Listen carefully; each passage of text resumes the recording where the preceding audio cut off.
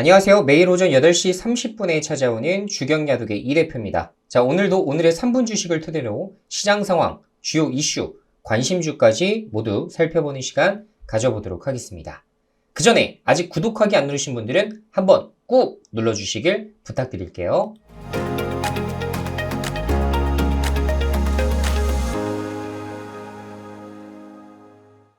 자, 먼저 미국 시장입니다. 다우 지수가 0.1% 상승, 나스닥 지수가 1.2% 정도 폭락이 나왔습니다.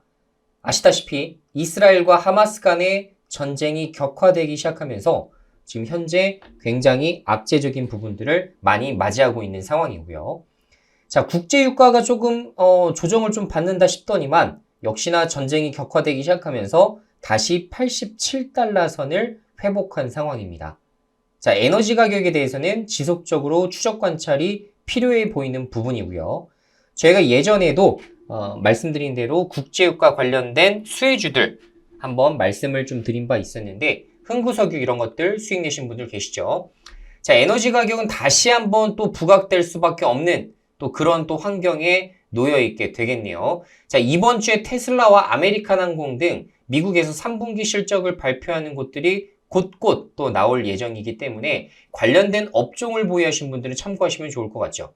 자, 테슬라 같은 경우에는 전체 자동차 업종 2차 전지 배터리 관련해서 같은 움직임을 낼 수가 있겠고요. 아메리칸 항공 같은 경우도 최근에 이제 국제유가가 급등하기 시작하면서 항공주들이 크게 늘렸습니다.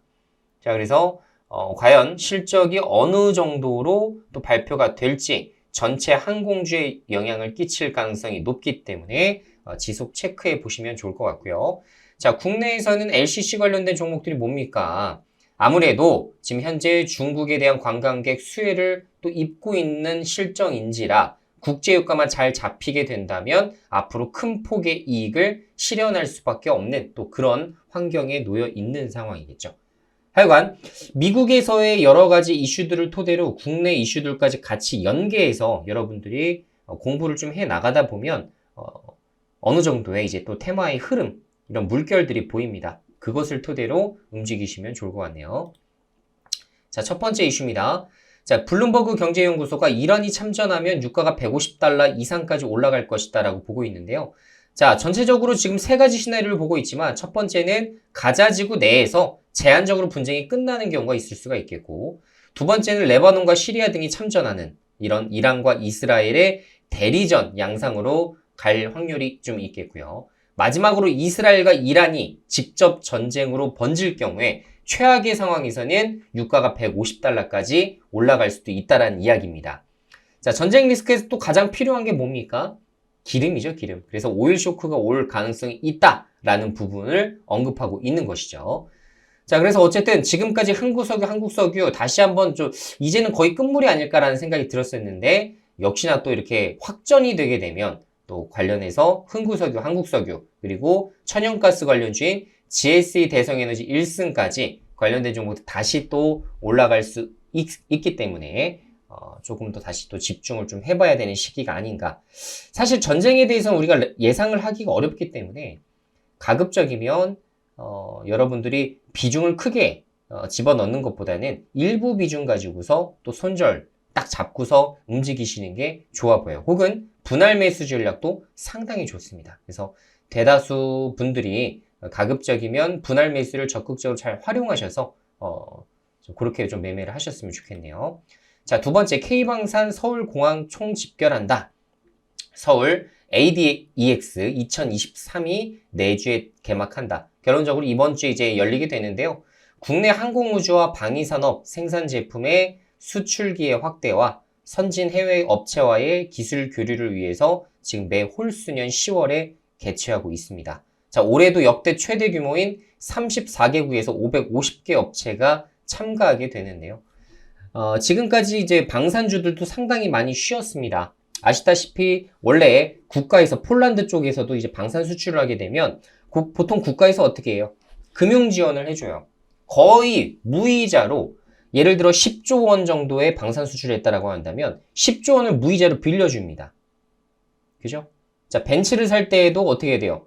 보통 캐피탈 같은 것들을 이용해서 지원을 해줘요. 금융지원. 뭐예요? 뭐 저리로 해서 돈을 빌려준다든가. 그죠? 차를 살 수 있도록 뭐 벤츠 파이낸셜이라는 법인을 토대로 이렇게 돈을 빌려주듯이 똑같습니다. 국가에서도 이런 것들을 좀 해주는데 지금 이 한도가 가득 차다 보니까 폴란드 2차 수주 약 30조 원에 달하는 부분이 지금 제대로 진행이 안 되고 있는데 만약에 정부에서 이런 것들을 증액을 해주는 것을 공식 승인하게 된다면 그러면 관련해서 또 방산주들 또 랠리가 올 수가 있습니다.